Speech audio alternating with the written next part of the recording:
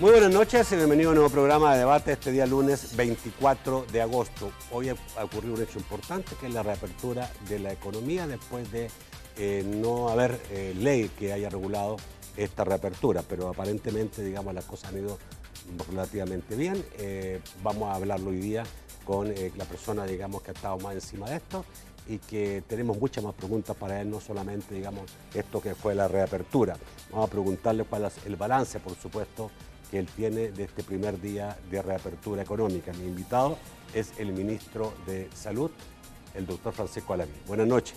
Buenas noches, bienvenido. Nacho. Un placer poder estar acá y continuar informando a la población salvadoreña sobre el desarrollo de esta pandemia. Vamos a hablar de eso, vamos a hablar de los hospitales que vuelven a habilitar la consulta externa y cirugía a partir del 1 de septiembre, no así el Seguro Social. Vamos a hablar de la vacuna a los niños, que algunos pediatras, incluso la OPS, están preocupados porque en todo este periodo ha habido mucho menos vacunación de menores. Vamos a tratar de entender por qué hay esta reducción de COVID y qué puede pasar, digamos, con la reactivación. Vamos a hablar de laboratorios privados, del carnet de inmunidad, etcétera, etcétera.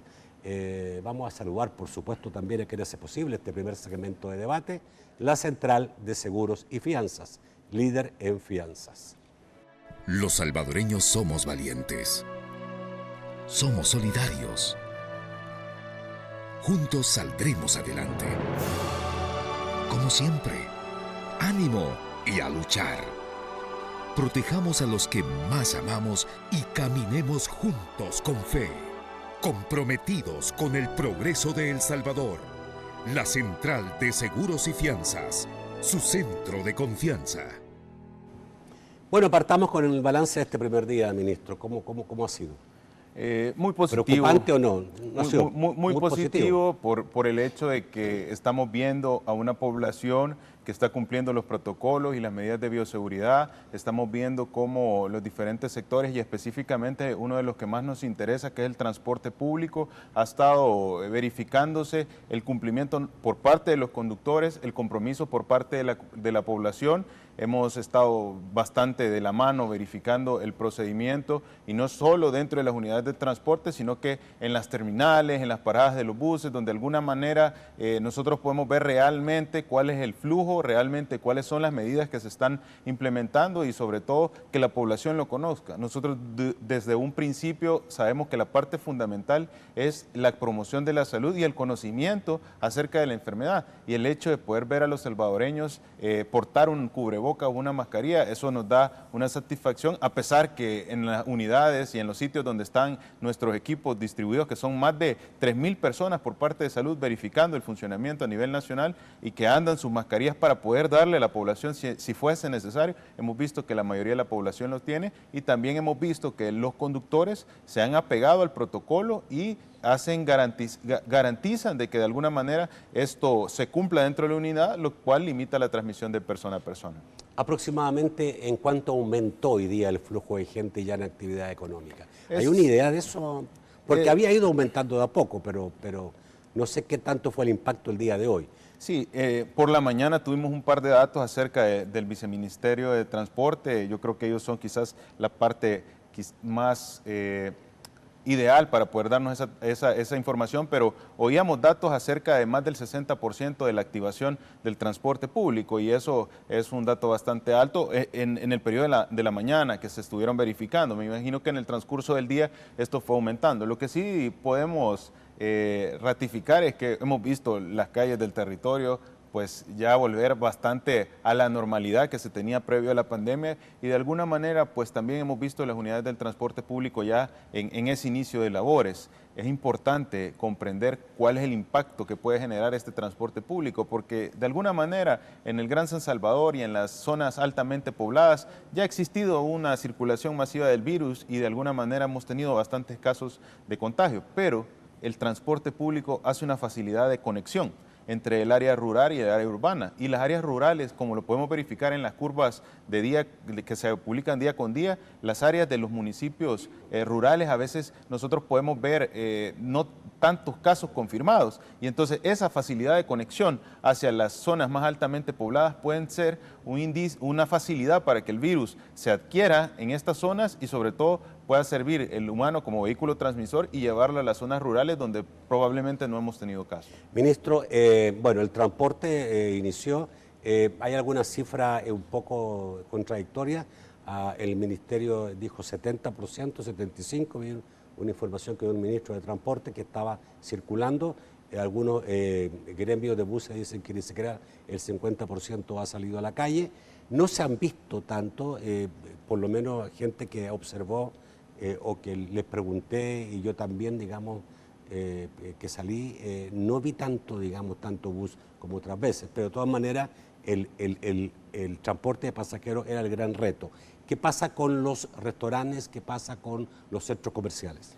Sí, todos tienen un protocolo establecido, un protocolo que ¿Abrieron también hoy día? No el 100% de restaurantes ni el 100% de centros comerciales. Es más, los restaurantes hasta el momento están bastante pausados, esperando todas las recomendaciones y tratando de seguir de alguna manera las recomendaciones de apertura en las fases como se habían establecido.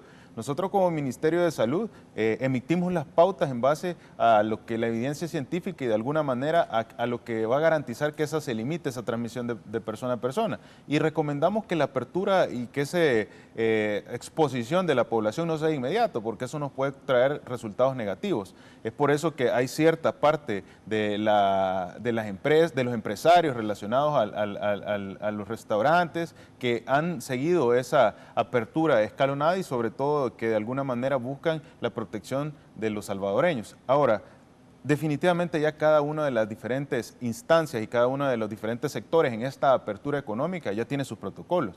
Y lo más importante es comprender que debemos seguir los protocolos para que ese crecimiento que podría darse en base al aumento de la exposición no sea un crecimiento alto. Entonces, es importante que haya compromiso de diferentes sectores, y no solo de los sectores, sino que tanto de los empresarios, de los trabajadores del sitio del comercio y sobre todo de la población que tiene afluencia a este tipo de actividades comerciales, que pueden ser restaurantes, plazas y todo lo que estamos visualizando. Hoy me reportaba un amigo muy pocos locales en Metrocentro, que es, digamos, el centro comercial más grande del país. Me decía que muy pocos, que no se veía una actividad normal ahí. Incluso se veía bastante poca gente. Da la impresión, digamos, que el empresariado está colaborando muchísimo y está haciendo las cosas como debe ser, y no ha habido esta cosa, digamos, si su balance es positivo es porque, digamos, estamos bien, o sea, hasta ahora. Ahora, sin duda, puede haber un aumento de los contagios, porque es diferente cuando la gente ya inicia procesos de trabajo y de movimientos. ¿15 días dice usted que se va a ver esto? Aproximadamente, o sea, toda apertura tiene implícito un aumento de la exposición de la población, y este aumento de exposición de la población conlleva a un aumento de contagios con respecto al coronavirus, y estos contagios pues a su vez complicaciones e incluso podría ser el caso de letalidades. Es por eso de que de alguna manera el impacto que esta exposición y este incremento de la exposición que estamos observando ante esta apertura lo vamos a poder observar en 2 o 3 semanas, y es por eso que el sistema de salud no solo está enfocado a promocionar la salud como lo ha venido haciendo, a verificar el cumplimiento de los protocolos, sino que dentro de sus instalaciones, dentro de sus áreas hospitalarias en las cuales se da atención a estas pacientes que de alguna manera requieren un tratamiento por COVID, tener esa disponibilidad. Tenemos más de 2.000 camas disponibles para poder atender entre la red nacional de hospitales y del Seguro Social, áreas disponibles para poder atender a pacientes. ¿Van a seguir el resto de hospitales del país teniendo gente con COVID? Es una pregunta muy importante. Porque entendíamos que el Hospital de Salvador iba a ser exclusivamente para eso. Es correcto. Pero el problema que también causa un gran problema, un gran efecto, el que el resto de hospitales esté recibiendo pacientes de COVID. De hecho, digamos, vamos a hablar el tema de cuánta cirugía y cuántos pacientes no han recibido atención por otros problemas médicos en todo este tiempo, en 5 meses. Sí, quizás aquí aclarar la parte de que debemos comprender bien cuál es el funcionamiento del Hospital El Salvador. Si bien es cierto, la Red Nacional de Hospitales pues tienen que tener áreas designadas para atender a pacientes con enfermedades respiratorias agudas, eso es un tema de comprender la urgencia que puede llegar a tener un paciente. Si yo tengo un paciente en un lugar lejano, que por ejemplo podría ser Anamoros, y que presenta una complicación, el paciente debe trasladarse al hospital más cercano, en este caso sería el Hospital de Santa Rosa de Lima. Entonces, ¿qué sucede? Este hospital tiene que tener un área para evaluar infecciones respiratorias agudas. ¿Por qué? Para que así no se ponga en riesgo riesgo el otro salvadoreño que va a consultar por otra patología que es independiente. Ahora, si el paciente requiere ingreso, nosotros no podemos venir y en ese momento trasladarlo directamente al Hospital El Salvador, sino que se estabiliza, se ubica en un área, permítame, déjame completar, se ubica en un área del hospital y posteriormente esta área es trasladado el paciente ya estable al Hospital El Salvador. Entonces, de esta manera nosotros tenemos en la red disponibilidad de cupos para atención a COVID ante una pandemia inminentemente respiratoria, pero también podemos dar esa apertura a las demás enfermedades que la población y las enfermedades endémicas que se desarrollan en nuestro territorio. En esta emergencia se han ocupado todos los hospitales del país. Es correcto. Y también, digamos, hay que decirlo, los miles, no sé si son miles o cientos de miles de pacientes que reciben la unidad de salud, no están recibiendo atención, no la han recibido en 5 meses. No se han hecho cirugías, no se ha prestado atención, no se ha hecho la consulta externa. Entonces, ¿cuántos van a quedar para COVID y cuántos van a empezar ya a volver a la normalidad para atender todo ese rezago que viene de 5 meses? Y el hospital que está hoy por hoy designado para manejar los pacientes COVID va a seguir siendo el Hospital El Salvador. Sí. Y toda la red de hospitales va a continuar con sus áreas de evaluaciones respiratorias agudas y sobre todo sus áreas designadas si ameritase un paciente el ingreso para estabilizarlo y posterior referencia. Ahora, estas áreas que han sido designadas dentro de los diferentes hospitales de la Red Nacional y de Seguro Social son áreas pequeñas, son áreas en las cuales tal vez pueden llegar a tenerse 4, 5 o 6 ingresos máximo. ¿Por qué? Porque nuestro enfoque es aperturar la atención y la oferta de servicios que el Sistema Nacional y del Seguro Social de Salud están ofreciendo a la población salvadoreña. Sabemos que debemos iniciar todos procedimientos quirúrgicos, esa mora quirúrgica que se ha ido acumulando, también valoraciones de especialidades y específicamente los pacientes de enfermedades crónicas, que si bien es cierto, hoy por hoy, el sistema de salud ha estado volcado para el manejo de la pandemia, no quiere decir que han estado olvidados los tratamientos para los pacientes crónicos. Se ha estado haciendo llegar el medicamento a través de los correos del Salvador, se ha estado brindando toda la atención en otras enfermedades crónicas. Las unidades de salud no han parado de funcionar, siguen brindando la atención. Que no la brindan al 100% como cotidianamente se ha venido estableciendo es una situación diferente. Tengo que ir a un corte, pero necesito una pregunta. Un hospital que va a estar atendiendo gente contagiada con COVID, ¿es seguro para el resto de otra gente que llega por otras enfermedades? Debemos comprender y vuelvo a insistir, todas las áreas hospitalarias tienen áreas de aislamiento específicos para enfermedades infectocontagiosas. ¿Es seguro entonces? Si no comprendemos en qué consisten las áreas infectocontagiosas, pues podemos tener esta pregunta que tú me estás haciendo.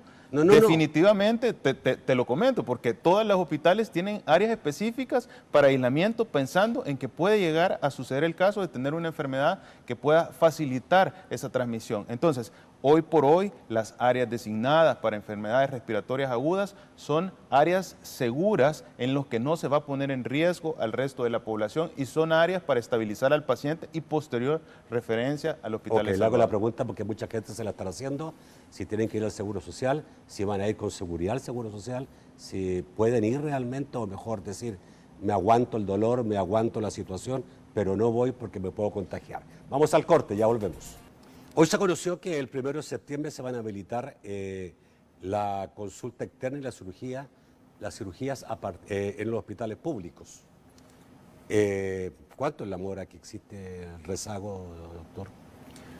Existe una mora ya establecida. Veíamos desde inicio de la administración que ya se contaba con una mora que de alguna manera siempre hay mora, pero ahora dependía de las dificultades en el funcionamiento de las mismas áreas quirúrgicas. Ahora se ha incrementado esa mora a raíz de la pandemia y sumado al rezago que ya se tenía, que de alguna manera se estableció la estrategia del quirófano único, que era el quirófano funcional 24 horas, el cual déjame decirte que esa estrategia está vigente y con lo cual se va a poner a funcionar 24 horas los quirófanos en la Red Nacional de Hospitales, con lo que se busca no solo solventar la mora quirúrgica relacionada a lo que ha generado la pandemia, sino que generar esa resolución en la mora quirúrgica que se ha venido acumulando por años.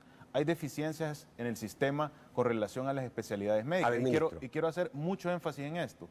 hay cirugías, hay procedimientos quirúrgicos que vienen enrezados en las deficiencias de especialistas que se tienen. De alguna manera el sistema de salud lo ha acumulado, Ministro, pero estamos enfocados a salir adelante. A ver, ministro, todos sabemos que siempre ha habido rezago y mucho rezago, que la gente le dan una cirugía, se la programan 5 meses después, 4 meses después. Y eso lo hemos comprobado muchas veces. Pero ahora esto es 5 meses sin haber estado, digamos, prestando el servicio normalmente, tiene que haber aumentado muchísimo el rezago. Entonces mi pregunta es, ¿cuándo podríamos estar volviendo al nivel anterior, o sea, al nivel de rezago histórico? Porque hoy hay un rezago histórico más un rezago extraordinario. Sí, correcto. Definitivamente el 1 de septiembre inician los procedimientos quirúrgicos. No te podría decir específicamente en cuánto tiempo se va a sacar esa mora quirúrgica que existe. 1 año, 2 años. Eso no lo podemos establecer, eso va a depender del funcionamiento, del desarrollo de la pandemia en este tiempo, que no podemos garantizar y dar por hecho que la pandemia ya se acabó. Ya. Eso es una parte incorrecta. Sin embargo, tenemos al personal comprometido, al personal en busca de aliviar los problemas de la población, y eso lo hemos visto desde el momento en que están arriesgando su vida para salvaguardar la de otros salvadoreños. En ese contexto, la población tiene que tener esa certeza que el Ministerio de Salud, a través del trabajo que está realizando el personal de primera línea, tiene como objetivo venir y solventar esa deficiencia y esa mora quirúrgica a través de estrategias como el quirófano único que se fue implementada previo al inicio de la pandemia, y con lo cual vamos a poder tener esa actividad 24 horas dentro de los quirófanos y poder ir incrementando el tiempo y las operaciones dentro del mismo día, y de esta manera poder avanzar en esa mora quirúrgica. ¿Cuál es el mensaje para la gente? La gente que está esperando no 5 meses de la cuarentena, sino que 10 meses. Sí, primero que nada, comprender que las dificultades en el contexto de la pandemia no han sido una decisión del gobierno en ningún momento. Supuesto. Claro, esto ha venido, la pandemia, a afectarnos en todos los aspectos de la sociedad, y uno de ellos es la parte quirúrgica. Entonces, yo le pido a la población que definitivamente tenga esa confianza en el Ministerio de Salud, que tenga esa confianza en el personal de primera línea, porque este problema de la mora quirúrgica es una de las estrategias que se tenían y vamos a solucionarla a la brevedad. Sabemos que ese acumulado que se tiene es alto, pero con estrategias, con la voluntad del personal y uniéndonos como población, vamos a salir adelante de esa mora quirúrgica. ¿Por qué el Seguro Social todavía no tiene fecha para volver a dar consultas externas y cirugías? El Seguro Social ya lo ha mencionado, que va a iniciar progresivamente a ampliar su consulta externa y los procedimientos quirúrgicos. Las autoridades no tiene correspondientes lo van a mencionar en su momento, pero en el mismo periodo, aproximadamente en los mismos días, se van a restaurar todas las actividades en el contexto. Debemos comprender que hay zonas de evaluaciones que han sido redistribuidas y adecuadas para cumplir otra función, y todo esto requiere un tiempo, requiere volver a estructurar y a reorganizar los turnos ante el manejo que se estuvo dando en la pandemia, y definitivamente esto requiere un tiempo, pero la población a la brevedad va a poder tener el acceso a los servicios de la consulta externa y a las cirugías electivas, que sabemos que en este contexto hoy por hoy se hacen bastante necesarios. Los pediatras han estado advirtiendo sobre brotes de enfermedades por reducción de vacunación en niños, y la OPS señaló que la vacunación ha bajado en América Latina entre un 12 y un 14% en niños menos de 4 años, ¿no? De hecho, para El Salvador, la OPS estima que 66.000 niños de esa edad dejaron de vacunarse. Esto obliga a una atención especial, obliga, digamos, a una observación especial. Sí, esto es una situación que está viviendo todo el mundo. Hemos visto cómo en los diferentes países ha suscitado lo mismo. Venimos trabajando de la mano con la Organización Mundial de la Salud, específicamente con la Organización Panamericana de la Salud. Se han implementado estrategias, hemos visto el funcionamiento del 131, en el cual se brinda esa atención a la mujer embarazada y a los niños menores de 5 años, y precisamente en los niños menores de 5 años se busca hacer el cumplimiento de este esquema de vacunación, el cual se ha visto reducido específicamente por las características de guardar la cuarentena y todo el funcionamiento. Tenemos a los promotores de salud cumpliendo funciones integrales, en las cuales se siguen desplazando a las zonas para visitar casa por casa a las diferentes comunidades, identificar mujeres embarazadas, identificar niños menores de 5 años o que estén pendientes de sus protocolos. Hace poco yo estuve en un ECO, el ECO La Fosa, verificando el cumplimiento de las normas, y en ese momento también en paralelo se está ampliando la vacunación en los diferentes niños que tienen incompletos sus esquemas, y sabemos que de esta manera pues se va a ir incrementando la cobertura de vacunación, que es un fenómeno que ha experimentado todos los países a nivel mundial. Se está trabajando de la mano, articulada con la OPS, para poder garantizar el cumplimiento de todos estos esquemas de vacunación a la población infantil que hoy por hoy ante esta pandemia se ha visto afectada. La cifra que da la OPS de 66.000 niños salvadoreños no vacunados, ¿le parece correcta? Es que esto no es que se trate de parecer correcta, es como las acciones, es una realidad. Es una situación que es a consecuencia de la pandemia. No, claro. Ahora, esto no quiere decir que nosotros lo valoremos que es correcto. Definitivamente la falta de cobertura en la vacunación puede tener un impacto negativo, pero hay ciertas cosas que se nos ha obligado por el contexto de la gravedad que representa la enfermedad de coronavirus. Y de alguna manera a veces tenemos que sopesar entre qué es lo más urgente y qué es lo importante. En este caso, hoy por hoy lo urgente es el riesgo que genera la pandemia, y importante es la vacunación, pero lo vamos a iniciar en la manera en la cual la pandemia nos permita avanzar sin generar complicaciones en un grupo etario como lo son los adultos mayores, que de alguna manera, o las personas que pueden llegar a desplazar a esta vacunación. Se lo pregunto de otra manera para que quede más claro. El ministerio está trabajando también en las otras cosas que también son importantes y que pueden volverse muy preocupantes para el país, no sé si tanto como el COVID, pero un problema muy grave como es 66.000 niños no vacunados. Está trabajando también, porque mucha gente piensa que el ministerio está trabajando solo en COVID y ha dejado el resto, digamos, sin prestarle atención. Nunca se ha parado en el trabajo de las otras enfermedades. Esto es una parte importante. ¿Ya? Estamos brindando atención a las mujeres embarazadas, estamos brindando atención a los niños, estamos brindando atención a los pacientes con enfermedades crónicas, estamos brindando atención a los pacientes con enfermedades infecciosas. Todo esto es en paralelo. ¿Verdad? Tenemos el problema de los pacientes renales, tenemos el problema de los pacientes hemato-oncológicos. El hecho de que viene la pandemia, esto lo único que implica es priorizar ante esta pandemia. Sin embargo, no significa que se ha olvidado el resto de enfermedades endémicas que se desarrollan en el territorio. Ok. No sé si tengo tiempo para entrar al otro tema. Tengo. ¿Por qué se dio esta reducción importante de casos? Y qué bueno, estamos contentos que se haya reducido los contagios. Tuvimos el pico, la cifra más alta, el 9 de agosto, con 449 casos en un día. Bueno, son los casos confirmados, pero obviamente fue el fenómeno más alto.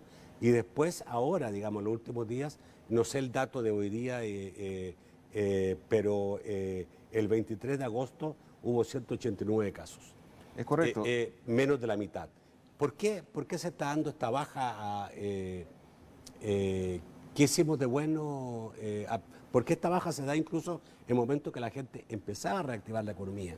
Porque la economía se abrió totalmente hoy día, pero todos sabemos, digamos, que en el último mes la gente ha salido a trabajar.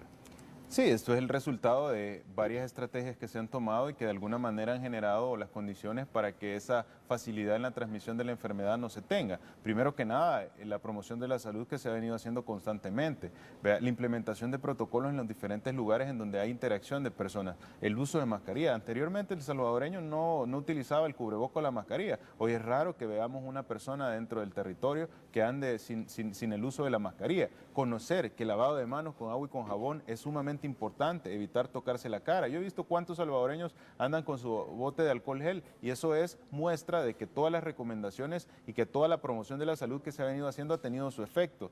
Esto es importante porque la población, al conocer de la enfermedad, puede limitar esa facilidad de transmisión. Otra cosa importante que ha sido es la capacidad que se ha incrementado en el sistema de salud, lo cual brinda de manera directa una atención a esos pacientes que lo llegaran a necesitar. Otra parte fundamental es, y vámonos siempre a la educación de la salud, ¿Cuántos salvadoreños hoy por hoy, ante una sintomatología que sea muy parecida al COVID, no se han autoaislado y de alguna manera se han comunicado vía el call center en el cual se le está brindando esa atención? Eso limita la posibilidad de la exposición al resto de salvadoreños que la enfermedad produce con tanta facilidad. Todas estas estrategias, la implementación del kit de medicamentos, con lo cual los pacientes sintomáticos pues disminuyen esa posibilidad de complicaciones. Todas estas estrategias han traído resultados positivos. Hoy por hoy estamos en el día 14 con disminución en los casos. Son 189 los casos que se reportaron el día de ayer confirmados por día y esperamos que este día esa tendencia continúe. Todos estos resultados no deben ser una herramienta para que los salvadoreños nos confiemos y digamos, ya salimos de la enfermedad, sino que deben de ser la pauta específica para decir que vamos a continuar con todas estas medidas de prevención y sobre todo con mucha más conciencia y redoblando esfuerzos ante esta apertura económica que puede generar mayor exposición de la población. Ok, en el corte sí me gustaría, digamos, poder tener una idea de cuánta gente cree usted que se ha infectado en el país, porque uno se sorprende, digamos, cuando le cuentan, mire, si en mi colonia, vemos como 200 que estamos infectados, pero estamos todos en la casa tomando tecitos, dicen. Vamos a ver qué es lo que ha pasado realmente y qué está pasando, si realmente ya tenemos una población con un porcentaje importante de gente inmunizada después de haber sido infectado.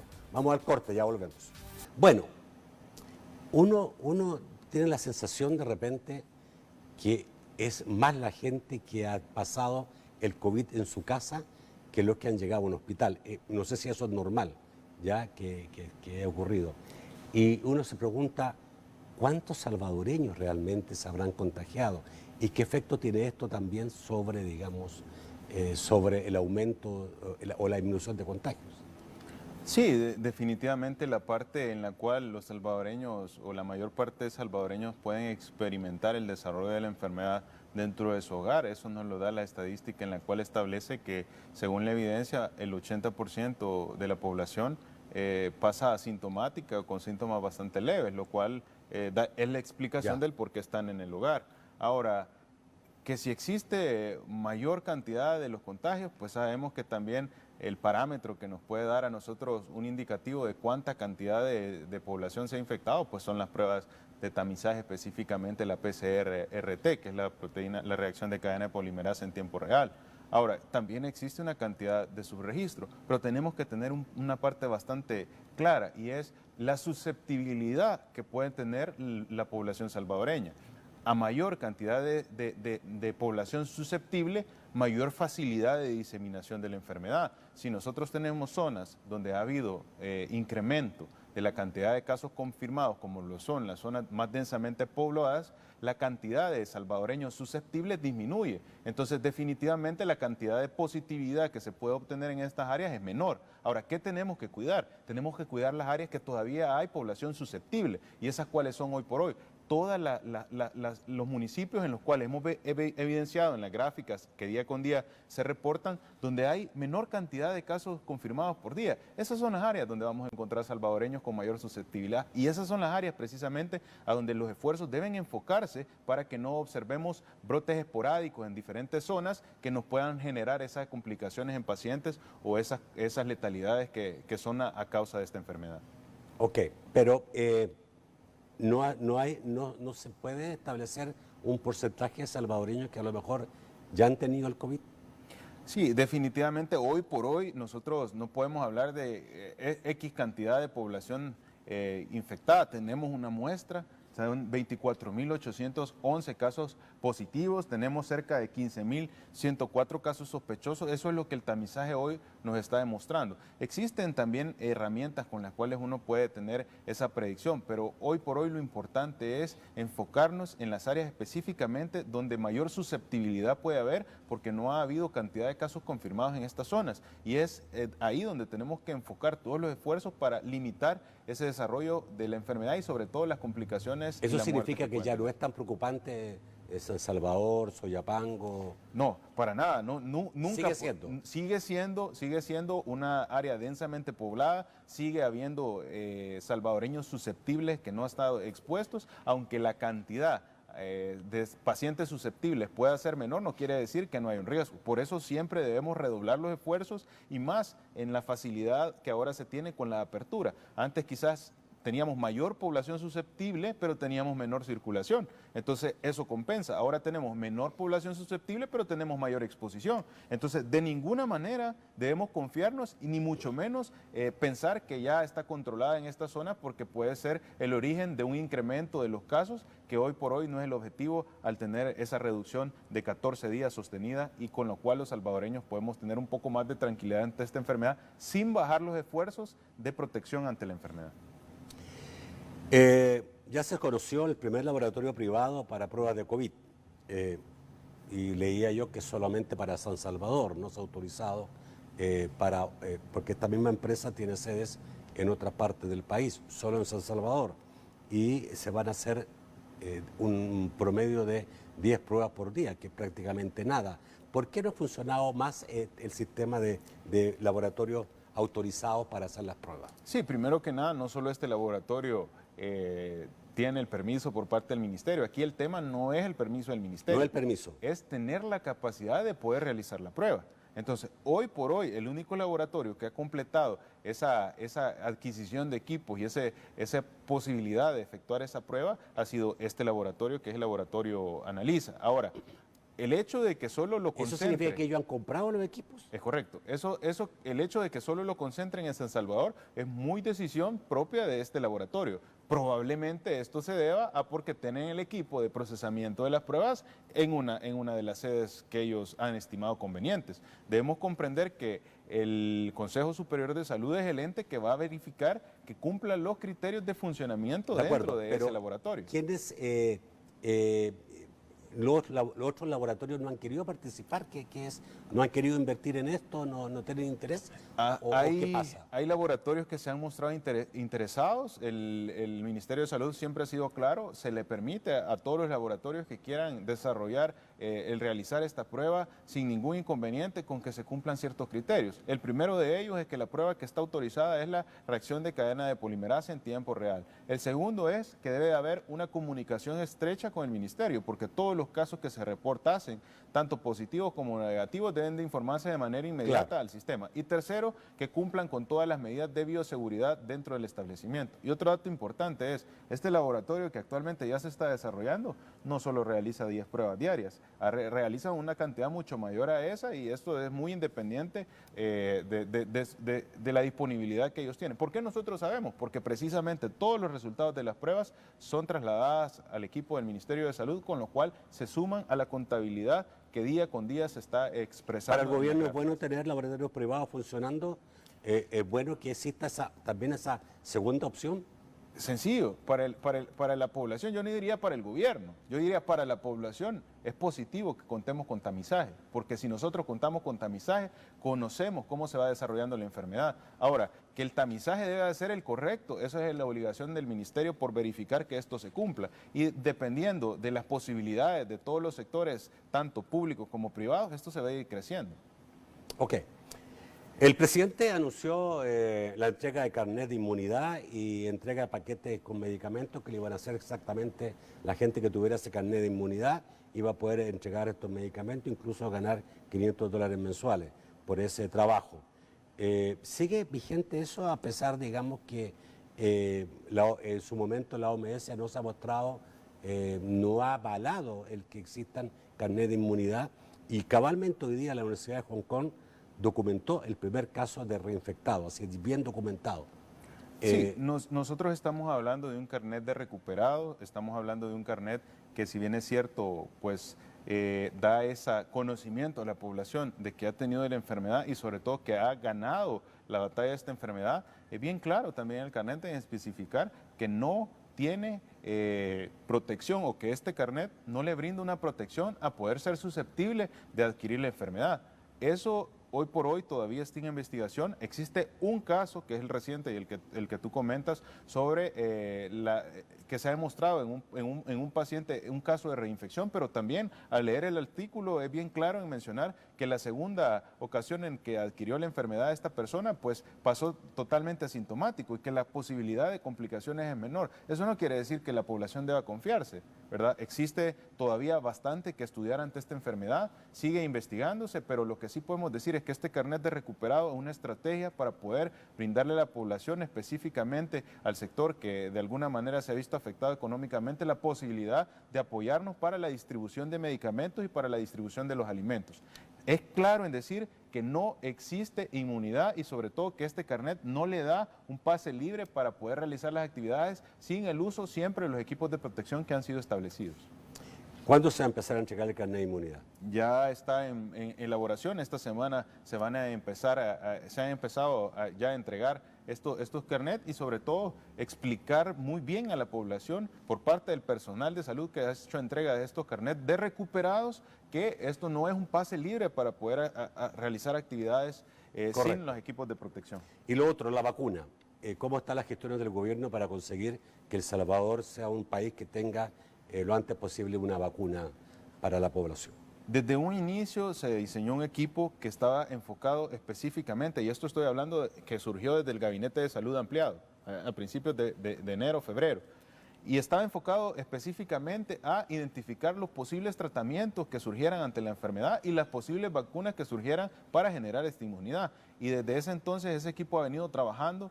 Se conoció más de 100 proyectos con relación a la vacunación específicamente para generar esta inmunidad y hoy por hoy tenemos ya 6 vacunas que han pasado a la fase más avanzada, que es la fase 3. En ese sentido, los diferentes países tienen la opción por poder observar cuáles son los beneficios ante el inicio de la comercialización y poder optar por una de estas vacunas. El país tiene 2 vías en las cuales está trabajando. Primero que nada, en la vía de la OPS, en la cual ya tienen ellos un convenio con una de estas, que es Oxford, a través de AstraZeneca, y con lo cual están ellos garantizando 300 millones de dosis. Ellos generan un pool de esos países. 300 millones, ¿cuántos podrían venir a El Salvador por esa vacuna? Eso está establecido precisamente en el convenio que OPS hace para poder hacer llegar la vacuna a todos los países. Sí. Y eso es el 20% de la población que en alguna manera se considera como grupos vulnerables, donde podrían estar adultos mayores, pacientes con enfermedades crónicas. Pero El Salvador no solo se queda con el proyecto de OPS, sino que en paralelo ha tenido reuniones, este equipo estratégico, incluso yo he estado presente en esas reuniones con diferentes farmacéuticas que están a la expectativa de esta vacuna, y una de las más importantes que se ha tenido es precisamente con AstraZeneca, con esta vacuna de Oxford, que ya tiene bastantes resultados positivos y puede iniciar aparentemente su comercialización por el mes de noviembre. Se tiene una interacción directa con esta farmacéutica para poder tener acceso al resto de vacunas que se necesitan de manera prioritaria y poder así tener la mayor cobertura y generar inmunidad al mayor porcentaje de población salvadoreña. ¿Cuáles son las otras vacunas? Había una que Argentina. Existen dos, una de China, existe también la de Pfizer, está también esta de AstraZeneca, creo que son dos chinas, también está la de Estados Unidos. Hay varias vacunas que hoy están en desarrollo, sin embargo, lo más importante... ¿La rusa no está considerada? También está la rusa, pero se está investigando mucho los resultados positivos tanto en la efectividad de la vacuna como en la posibilidad de generar complicaciones. Y por eso hay que ser muy prudentes, porque estamos hablando de un medicamento que puede venir y administrarse a toda una población sin conocer a profundidad los efectos que esta puede llegar a tener con pasado el tiempo. Sin duda. Ahora, noviembre pudiera iniciarse la vacunación en el país. No, noviembre puede llegar a comercializarse la vacuna de AstraZeneca. Todavía no hay una fecha específica. Al iniciarse la comercialización, pues inicia las gestiones para que se pueda hacer llegar este medicamento al territorio. Lo que la población salvadoreña debe de tener claro es que el país está haciendo todo lo necesario a través de equipos de especialistas para poder hacer llegar lo más pronto posible a nuestro territorio y hacerlo humanamente posible porque esta vacuna ingrese y de esta manera podamos tener una protección, generar la inmunidad y sobre todo tener una mejor evolución ante esta pandemia. Bueno, vamos al corte, volvemos rápidamente. Vamos a ir con Mao Hernández para saber qué es el amigo televidente de esta noche. Yo sí voy a agregar una pregunta que tiene que ver con los incrementos en los casos de neumonía o los fallecidos también por neumonías, que la gente está hablando bastante sobre eso. Vamos con Mao, buenas noches. Nacho, buenas noches al señor ministro. Comenzamos rápidamente con la participación de Laura. Me alegra el actuar del ministro Alaví desde temprano, andar en la calle verificando personalmente que se acaten las recomendaciones a los transportistas. Muchas gracias. Por el contrario, Mermo cuestiona por qué los funcionarios hacen más aglomeraciones que la misma población, que sean congruentes con lo que dicen. Hagan distanciamiento social, que tienen que andar funcionarios en paradas de buses. Luciana Carranza pregunta, ministro, si los casos se disparan y aumentan los contagios, a pesar de que tenemos varios días a la baja, ¿obligaría a un retroceso y detener la apertura económica? Claudia Ramos cuestiona, ministro, buenas noches, ¿qué opina sobre lo que dice el doctor Jorge Panameño, que el carnet de inmunidad es innecesario y que ya no confía en los datos que el ministerio presenta? Eduardo Mengíbar, según comentarios de familiares y amigos en el periódico El País, llevan más de 100 personas muertas entre doctores, enfermeras, colaboradores. ¿Por qué se oculta esta información? Julio Aguilar pregunta, en caso de que haya un repunte de contagios de COVID-19, ¿cuál es el plan de acción que se implementará? ¿Qué carteras de Estado actuarían con el Ministerio de Salud y cómo? ¿Qué indicadores tomarían en cuenta aparte de la cantidad de contagios? Daniela pregunta, buenas noches, ministro. Me gustaría nos aclarara si seguirán las cabinas de pruebas y la ayuda de medicamentos en todo el país. Emilio Monterrey, no olvide preguntarle al ministro qué pasó con el nuevo Hospital Rosales y el otro de la zona norte. Finalmente, Javier Mancía pregunta, ¿seguirán los servicios de la entrega de medicina hasta la puerta de la casa en casos de personas con enfermedad crónica? Vamos al set para las respuestas del ministro Alaví. Bueno, ministro. Sí, primero que nada, si nosotros verificamos un incremento en la cantidad de casos de coronavirus ante esta apertura, pues hay que tomar intervenciones que vayan a limitar esa cantidad de incrementos que se están observando. Definitivamente no podemos dar por hecho de que ante esta apertura ya no hay retroceso. Debemos comprender que el parámetro que nos mide y el parámetro que nos dice hacia dónde vamos a continuar con las intervenciones, pues específicamente la cantidad de casos que se van confirmando día con día, y eso lo vamos a ir visualizando en el contexto que se va desarrollando el tiempo. Esto es importante y aquí sí pedimos mucha colaboración de la población para comprender que el hecho de tomar decisiones de distanciamiento social, el hecho de tomar esa limitación ante las aglomeraciones, esta cuarentena que pudiera llegar a ser, no son decisiones antojadizas, sino que van basados en limitar esa transmisión de persona a persona. Ahora, que los funcionarios están realizando verificación en las unidades de transporte público, para nosotros es importante ver que todos los equipos en terreno estén trabajando. Sabemos que es importante ante una apertura generar esa confianza, generar ese espíritu y generar esa convicción en la población de salvadoreña de iniciar con las medidas, de ver qué tan sencillo pueden llegar a ser decisiones que pueden evitar que podamos adquirir la enfermedad y sobre todo que la población salvadoreña le dé la importancia y el valor en toda la expresión de lo que representa cuidar nuestra salud y cuidar la salud del resto de la población. Ahora, con respecto a lo que comentaba el salvadoreño con los datos y la expresión del doctor Panameño, un infectólogo, creo que el mayor ejemplo de que los datos son certeros es el conocimiento de la población. Llegó un momento en que esta enfermedad generó tantas complicaciones que todos escuchábamos de un amigo, de un conocido, de alguien cercano que sabía de alguien que estaba siendo afectado gravemente por esta enfermedad. Y ahora esa disminución se ha visto no solo en los hospitales con el personal de primera línea, sino que también en la población salvadoreña. Ya no se escucha esa cantidad de casos que podrían llegar afectados. El gobierno tiene un solo objetivo, y eso el presidente nos los encomendó, y no solo nos los encomendó, nos ha dado todas las herramientas necesarias para cumplirlo, y eso es salvaguardar la vida de la población salvadoreña. Con respecto al personal de primera línea, primero que nada, felicitar al personal de primera línea. Ellos han sido la clave del manejo de esta pandemia, han estado de frente de esta pandemia, han arriesgado su vida por salvaguardar la vida de otros salvadoreños, y definitivamente la información debe ser muy prudente para manejarse.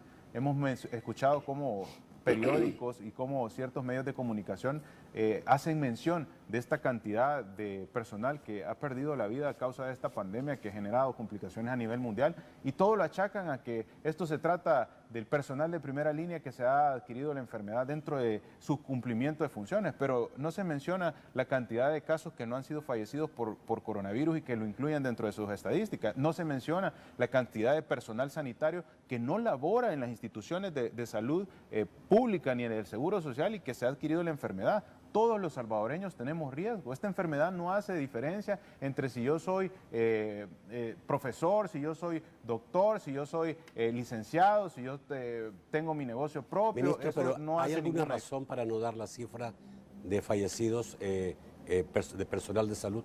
Toda esta información se tiene tabulada constantemente y sobre todo se está brindando ese apoyo. Es más, una parte fundamental ha sido el apoyo con el seguro de vida que se ha hecho llegar desde el momento en que se anunció, pero también no podemos prestar que esta información y estos datos sirvan para que generen esa desinformación y generen esa alarma de manera ya intencionada, y esto no es algo que deberíamos de estar visualizando en una pandemia. Hoy es cuando más unidos deberíamos de estar y sobre todo cuando todos los sectores deberían de apoyar.